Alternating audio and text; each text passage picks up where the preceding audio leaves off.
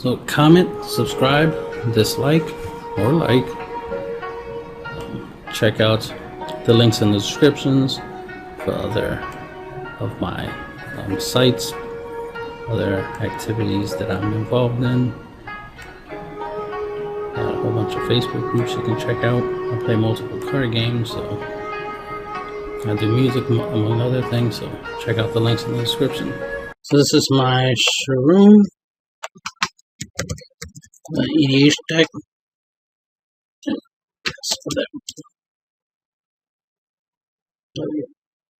Sharuum the Pageman, a 5/5 with flying artifact, creature legendary. When she enters the field, you may return target artifact card from your graveyard to the battlefield. So we do have some cards in the main deck that helps us self-mill, so we can get some good artifacts in the drop, so we can try to bring them back with this, especially anything big like and it's gonna be tough to show the cards. Let me go right here to this list. The link to this will be in the description, so that way y'all can go check it out yourselves. Battlesphere, will be a good target to bring back. What else? Let's see. Let's look through the artifacts real quick. Bolus Citadel, obviously. Got some good stuff in here. We got crystal shards. Graph disc. Exoskeleton, obviously gives you infect, so you can win through infect. We got grinding station. Mystic Forge, of course, right? Salvaging station.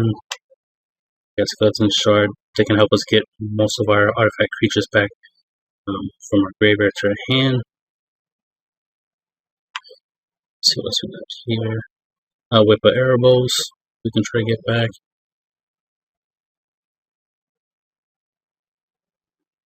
One of our main win cons is Tezzeret, Master of Bridges. Scroll down, so you can see the card. Because creatures and planeswalker spells you cast have affinity for artifacts, so having this is really good, especially this is an artifact-based deck. So once you play them, a lot of the stuff you have is free, and then you'll want to have something like this. Bolus Citadel. As it says, you may play the top card of your library, and of course, if you give all your artifacts and creatures affinity for artifacts, then you can cheat them out. Just play a whole bunch of stuff from the top of your deck with that. The other card you can use, a Mystic Forge. As it says, you may cast a top card of your library if it's an artifact card or a colorless non-land card. So, got a couple cards in here that does that. Can't remember the other cards right off the bat, but you get the idea.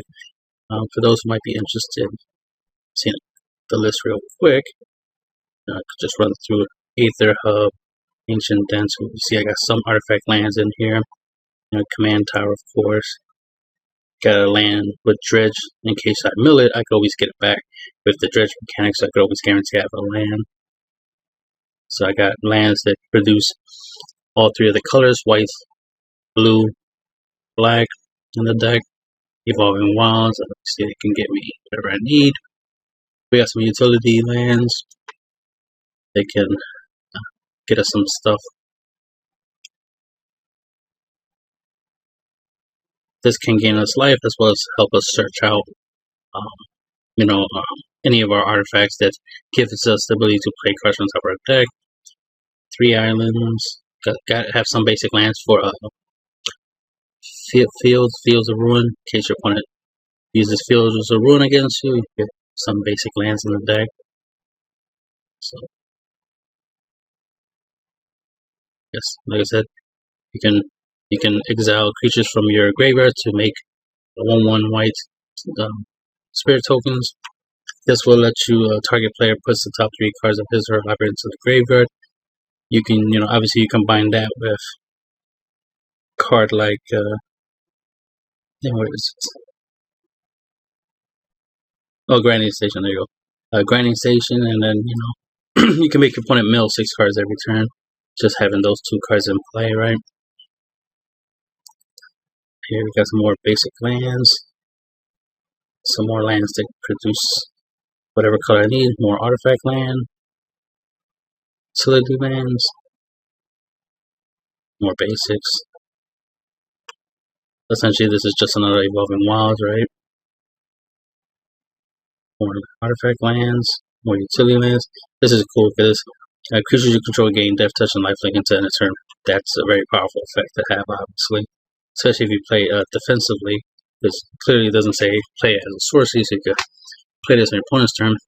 And this deck, has a lot of different ways to make tokens, so you can use the tokens and give them Death Touch and Lifelink. So that's a really strong utility card there. Warp Landscape, basically Evolving Wilds. Treasure Keeper, well, they can Archmage whenever you play an artifact spell, draw a card.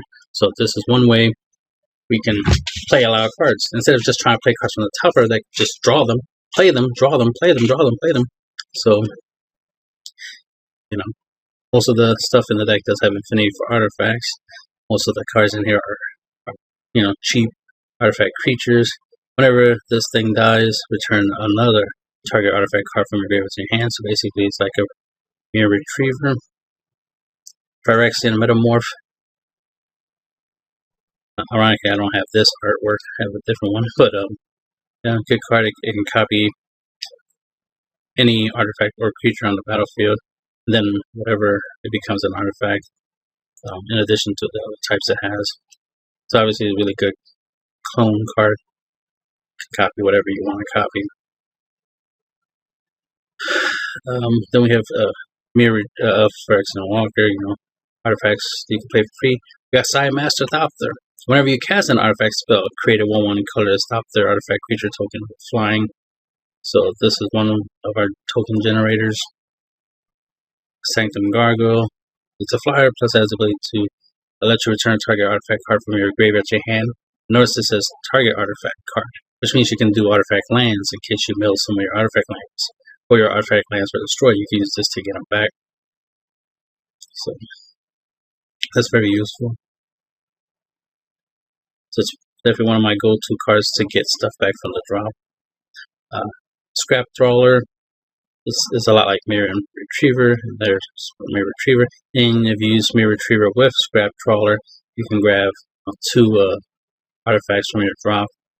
So I like synergizing them together, especially with like Grinding Station. Just start milling my opponent for a lot and start looping. Shield Sphere, another 0 cost artifact. Some Simulacrum, obviously to help us get our lands, which is also why we have basic lands. And like I said, gotta have some basic lands. So here's one way to search them out. Stinkweed Imp. It has stretch 5, so it helps us self-mill to get stuff in our drop that we want to get back from, through our effects. But also, it's a 1/2 flyer, so it's good, chump blocker to defend with, and attack with, give it a cranial play, that kind of stuff. But also, is the fact that it has somewhat of a death touch effect, where if it deals combat damage to a creature, destroy that creature. So, it has to be combat damage specifically, but it's pretty nice, reusable. Chump blocker. A Frogmite affinity for artifact. Junk Diver essentially is a flying version of Mirror Retriever. Memnite 1/1 for free. Battle Sphere. You play, you get 4 1/1 colors mirror tokens. And then there's some other cool stuff. It gets stronger, burns your opponent, good stuff. Mirror Enforcer affinity for artifacts. Mirror Retriever, mentioned that before. New Rock Replica, sacrifice New Rock Replica and return target creature to his owner's hand. So of course, with this deck's ability to recycle our artifact creatures over and over again, this is a reusable bounce spell. Right? So it's a good way of bouncing stuff back, creatures back to your opponent's hand. so that we can, keep control of the board. And then, of course, it can bounce your own creatures, so you can do some crazy, some little loops with it. Or Adopter, 0/2 flyer for free. We have the Salafit Emperor, very powerful ability to tap all creatures without flying. So obviously you want to trigger that effect on your opponent's turn, so that way they can't attack you. So after they untap everything, just tap everything down. And then of course, if they do have something as flyer, you can tap him because he is a Salafit. You can tap him to tap a target permanent. So you can tap a land or artifact or a creature with flying or something like that. Sometimes that's what I do, is that I use his ability to tap all the other creatures and then use him to tap down the creature that's flying. So it gives me a good amount of protection there. This is just a cheap, reusable 0/3 blocker. And it has the ability where you can return another target creature you control to the hand, so that way you can play something, bounce it back to hand, play something, because we have a lot of cards that have enter the battlefield triggers, so then you can use this for that. Especially if you can make, this deck has lots of infinite combos. That should already be obvious. And, of course, if you can make infinite mana, especially, white mana, then you can obviously use this to bounce something infinitely. Got Cataclysmic Gearhulk, 4/5 with Vigilance, but we mainly have it because, obviously it's an artifact creature that has the effect that when it enters the battlefield, each player chooses an artifact, a creature, an enchantment, and a planeswalker from among the non-land permanents he or she controls, and then sacrifices the rest. So that's powerful. So it's the deck's one of the deck's board wipes, well, the main board wipe, but gotta like it. And then we have Dreamborn Muse. This is a way we can self-mill, but also mill our opponent in the process. And if we have multiple opponents, obviously this can help us mill opponents out a lot, especially in the singleton format. Like EDH. Obviously, this is very powerful, causing your opponent to mill a lot of their important one-ofs, like their board wipes. Draw Scorpion. Whenever Draw Scorpion or another artifact creature is put into a graveyard from play, you may untap target artifact, and that combos very well with cards, especially a card that says tap, sacrifice something. Like a creature, for example, artifact creature, sacrifice an artifact creature, and then you can, untap that card and then do it again. Just do it over and over again. Just have little infinite loops. Ethereum Sculptor, artifact spells you play cost 1 less to play, so this can help us cheat out our commander one turn sooner, because our commander is an artifact creature, and this just makes a lot of our 1 cost artifacts cost 1, or 2 cost 1, or 3 cost 2, so it just makes it cheaper, especially when you combine it in a loop where you're constantly sacrificing to make mana. You can, since the stuff you're playing over and over again is cheaper by 1, you'll always have extra mana left over, and that's how you create infinite mana. If when you do certain combos. Filigar Familiar enters the battlefield, gain 2 life. Life gain is always important. And then when it dies, draw a card. So this can obviously be used in loops and be a life gain engine or a draw engine. So that's why it's in here, obviously. Artifact spells you cast cost 1 less to cast. So here's another card. So we have Foundry Inspector and Ethereum Sculptor. A lot of your 2 costs or less will just cost free, or just make a lot of your 3 cost 1 to play. Here's some artifacts. Altar of the Brood, cost 1. Whenever another permanent enters the battlefield under your control, each opponent puts the top card of his or her library into his or her graveyard. So, it took me a while to realize that this says whenever a permanent enters the battlefield under your control. So if I'm right, that also counts lands. So it's like, ooh, you play a land, bang. Play a land, bang.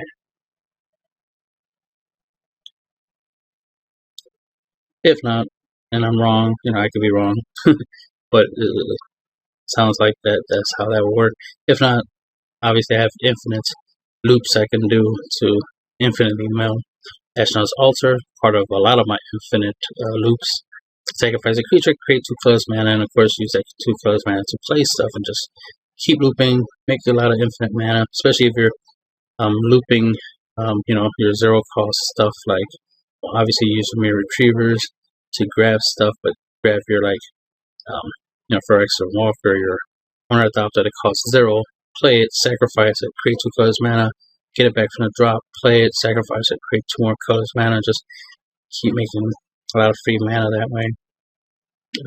Where was it? Okay, I was at the altar. Bola Citadel.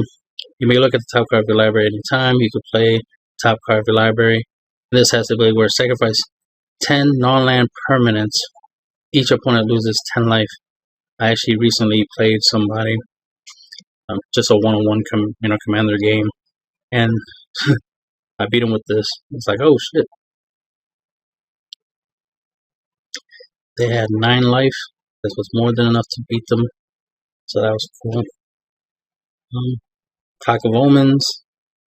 Tap 2 untap artifacts with control to untap target artifacts, so you can do a lot of tap, untap shenanigans with that. Codex Shredder. Target player puts the top card of his or her library into his or her graveyard. Obviously, I play this to help me mill myself or mill somebody else out. And like I said, tap, untap strategies. Plus, this has the ability where I could sacrifice it. Right? You pay 5, tap, sacrifice it, and then return target card from your graveyard to your hand. So, it's funny. I forgot I had this card specifically because it can grab any card, and I'm like, oh yeah, I forgot. I do have a way of getting my Planeswalker from my right here, Master of the Bridges, which is one of my main win cons and one of my newest additions to the deck. So I've been focusing on trying to get him out and play him, and just went through his effect, which is his +2 ability, which deals X damage to each opponent. So you don't have to target somebody, it's just all your opponents are going to get hit. Where X is the number of artifacts you control and you gain X life. So I could potentially do 20 plus damage. I mean, like 1,000 damage to all my opponents and gain 1,000 life, that kind of stuff. I did recently do 4,000. So I did 4,000 damage to my opponent and gained 4,000.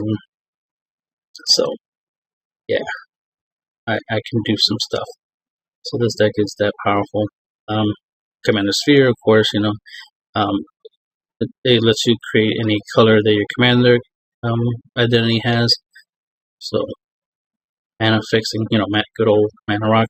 It also has the ability where I can sacrifice and draw a card, and I have used this in a loop, so I can draw, so I can make a draw power. Always try to make sure most of the cards I have some type of draw effect, because I could always use it in a draw engine and draw it into all my, combo pieces and all my infinite combos. Cranial Plating, of course. 1 power for each artifact you control. Pay 2 to attach Cranial Plating to target creature you control. And of course, you can play that at instant speed. So I would equip this to something, attack, and my opponent would be like, alright, well, I'll block that because that's Cranial Plating. Alright, cool. And before damage, pay 2 black, switch to something you didn't block, and now damage. And then bang, they'll take the hit anyway.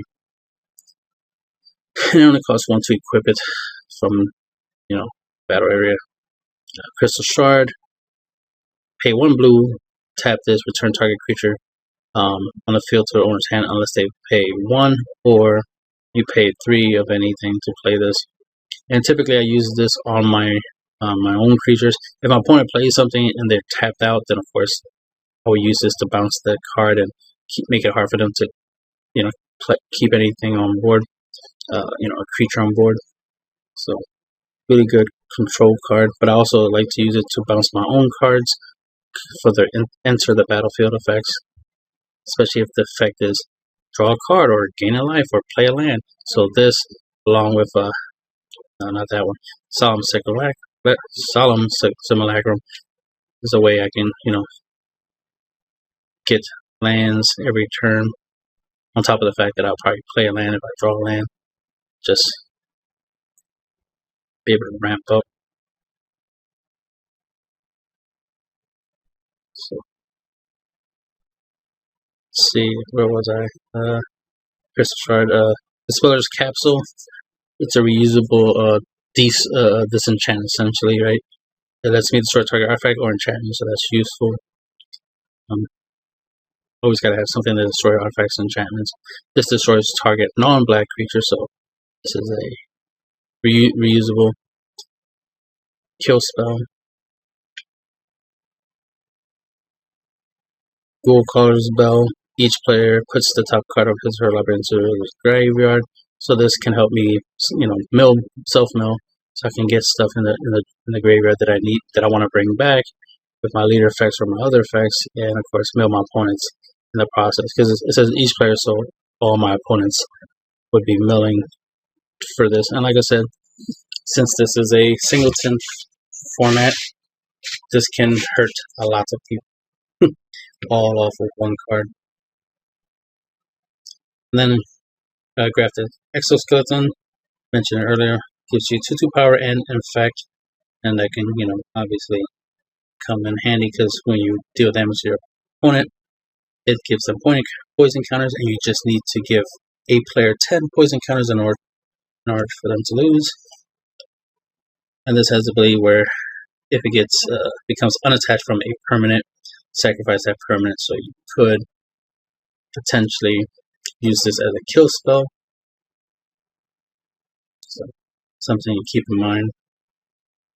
Like, you equip this to one of your opponent's creatures, and then bounce this to your hand, and since it became unattached, now they have to sacrifice their creature. So it's a good way of getting rid of something that normally can't be destroyed, but can be sacrificed.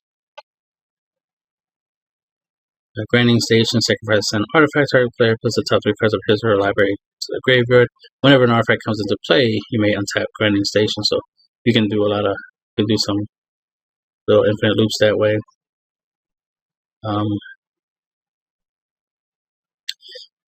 Mirror Turbine, tap, put a 1/1 colorless mirror artifact creature token onto the battlefield. So it will be an artifact.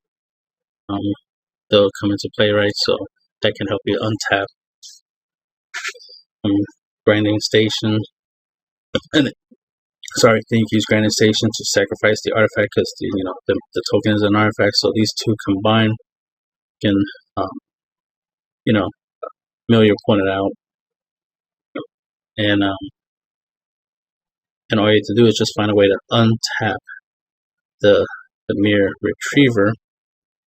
I mean the mirror turbine, and then keep doing that, right? Keep doing that over and over again. So mirror turbine, grinding station, and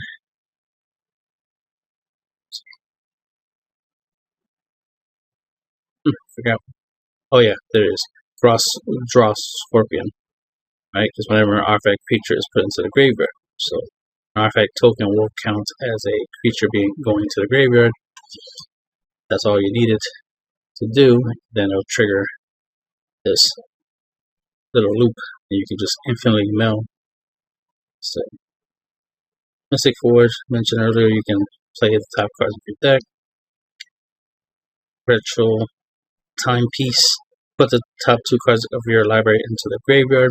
So it's just for self-milling, but it has the ability where you can exile it to shuffle any number of target cards from your graveyard into your library. So if you need to put anything back, this comes in handy. Plus, this is anti-mill, so if I'm going up against a deck that's, milling me, even though I can take advantage of the fact they're milling me, but if they mill me, a little bit too much, I'm like, all right.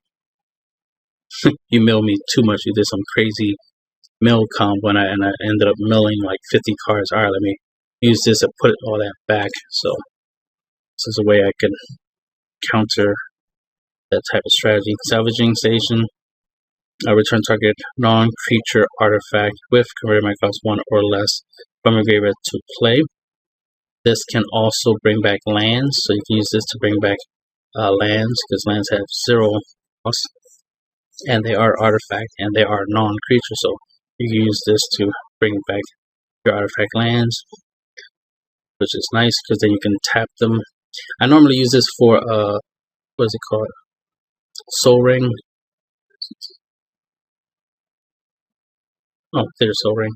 For Soul Ring, because it costs 1, I could tap it, create 2 colors mana, then sacrifice it to something. That's not also right. Sacrifice a creature. I had something. Oh yeah, I was gonna say I had something where I could sacrifice an artifact. Of course, grinding station. I could use grinding station for that. But I had something else. Oh, Thopter Foundry. So you sacrifice a non-token artifact and then put a token. So you use Thopter Foundry, Soul Ring, and Salvaging Station, and put those together, and you can, create, a whole bunch of one Thopter tokens and infinite mana. Because remember, you're only using 1 mana from the Soul Ring to trigger the Thopter Foundry's effect. And you gain a life, so every time you make a token, you gain a life, so there's that. Salvaging Station has the effect that whenever a creature is put into a graveyard from play, you may untap Salvaging Station. So whenever a creature is put into the graveyard from play. So the irony is that if I had something where, well, obviously I could always, no, can't do the tokens. I'm gonna say I could obviously if I have a card that turns, March. I used to have that March of the Machines. Oh yeah, should find my copy. Would like to put it in here and combine it because it would work great with this because you'll turn the Soul Ring into a 1/1 creature. If I'm right, yeah, it would have Summoning Sickness, so you won't be able to tap it for mana. But if you want to get the mana in that scenario, then you'll just use Ashnod's Altar to get the 2 colors. So you just sacrifice, get the 2 colors. Right? Am I saying it right? No, I'm saying it wrong. You know what I'm saying? No, I don't think that would be necessary because you're always making the tokens. You can always use the tokens to sacrifice for Ashnod's Altars. You get the idea. You'll figure it out how to combine these cards, get the most out of them. Let's see. So let's stop the foundry. Okay, Skeleton Shard. Return target artifact creature card from your graveyard to your hand. So this is our go-to card. This is our technically our reanimation because we always get back our artifacts that cost 0, like Ornithopter or Mere Enforcer, Frogmite, stuff that we could play for free, and then just use them to attack, to defend, to attack with. If they die, we just always bring them back with Skeleton Shard. So this is like our go-to card to help us get all our artifact creatures back from our graveyard. So one of our important key cards in the deck. We have Tormod's Crypt, sacrifice it, remove all cards in target player's graveyard. So this is a good way of, graveyard hate. Any deck that tries to do any graveyard stuff, this is good against it. Gotta have some graveyard hate, right? Trading Post has a lot of good effects, but one of his effects, of course, is to make a white goat creature token. Has the ability to sacrifice the artifact to draw a card, so you can use it to, it could definitely be used in a lot of your infinite loops, because you can make tokens to block, you can discard a card to gain a life, you can sacrifice a creature to return target artifact card from your graveyard to your hands. You can, obviously grab a land, so you can sacrifice a token, obviously, right? Sacrifice a token, and then return a target creature artifact from your graveyard to your hand. play the artifact and then use the artifact or whatever you want. Unwinding Clock. Untap all artifacts you control during each other player's untap step. That comes in handy since we have artifact lands. That means we always can untap our lands, so we always have energy to play on opponent's turn, so we're pretty much never tapped out with this. Also, it kind of gives our artifact creatures vigilance, basically, because we'll attack with everything. Then, at our opponent's untap step, restand it, all our artifacts, and then, we can use them to block, so that's one of the reasons why we have this in the deck. For them, Whipple Arrows. Creatures you control have lifelink, so always good to gain life, especially when you're playing against 3 other players. And then it has the ability to reanimate, right? Bring back something from our graveyard, so just further goes with the deck's theme. I barely use that part. It's always I just play this just so I can get the lifelink and just take advantage of that. But there could, be times where return target creature card from your graveyard to the battlefield and it gains haste can, make a difference. We have Enduring Renewal, which lets us play with cards in our hand face up on the table. So, we play with our hands revealed. If you draw a creature card from your library, discard it. Whenever a creature goes to your graveyard from play, put that creature into your hand. And of course, we use this in a lot of our infinite loops, especially having this with so one of our obviously simple basic infinite loops is Enduring Renewal, Master Thopter, right, and Mirror Retriever, and we need Ashnod's Altar to create a colorless mana. So we'll use Ashnod's Altar to sacrifice the Mirror Retriever, which will give us 2 colorless mana. Mirror Retriever effect will trigger, which will let us grab any artifact from our graveyard and add it back to our hand, as well as Enduring Renewal will give us the Mirror Retriever back to our hand, and then every time we cast, because we are paying 2 mana to play it, every time we cast Mirror Retriever, we will create a 1/1 color stop their artifact creature token with flying, and then we just do that infinitely and make a whole bunch of tokens. So that's just one way we can make a whole bunch of tokens, and of course we can attack our opponent the following turn, or if we can, like in case we have the mana to, right, we can just drop Tezzeret, Master of the Bridges, and do the +2 ability and deal our opponent damage equal to the amount of artifact tokens we have. So that's one of our main basic, infinite loops. There's many other ones you can create. Like for example, you can, if you have Enduring Renewal, Ashnod's Altar, and stuff like that. Like if you don't have Master Thopter, just a new addition to the decks. It pretty much it's just another copy. It feels of soul, but it does artifact tokens, so that's why I have it. Like it's better because it works with Master Bridges, but Fields of Soul pretty much serves a similar purpose. It makes white spirit tokens with flying, which is really nice. They're not artifacts, but they're still 1/1 flyers, right?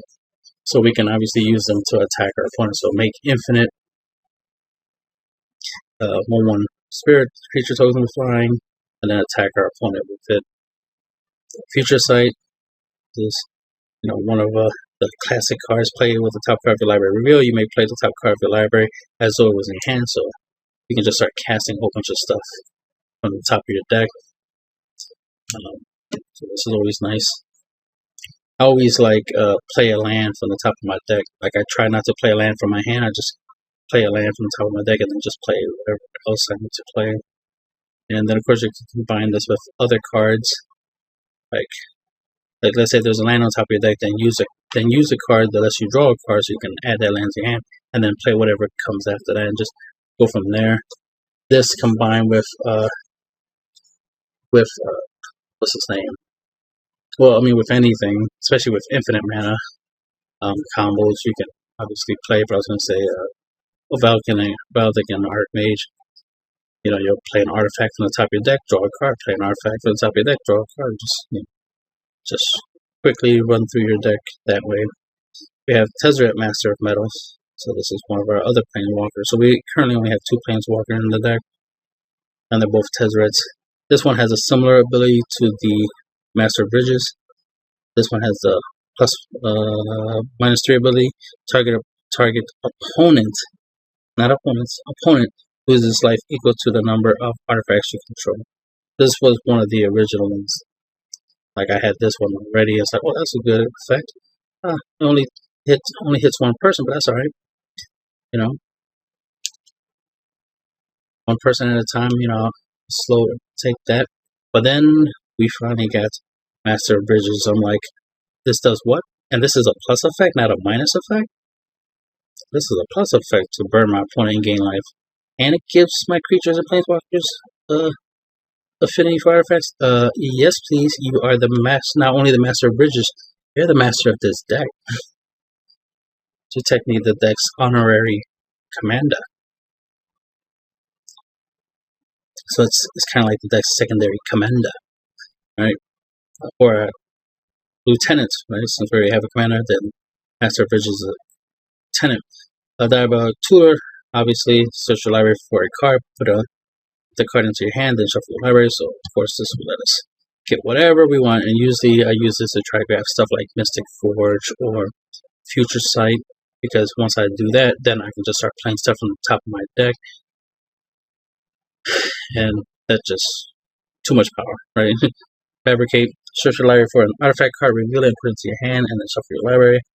It's like another Diabolic Tutor, because most of our cards we're going to try to grab, like Mystic Forge, for example, which will help us grab all our other cards. You know, so that's where that comes in handy. Of course, this can grab a land. You know, it says artifact card, so you can grab an artifact land with that. And then, of course, our commander, Sharuum, the Hegemon. And that's the end of the video.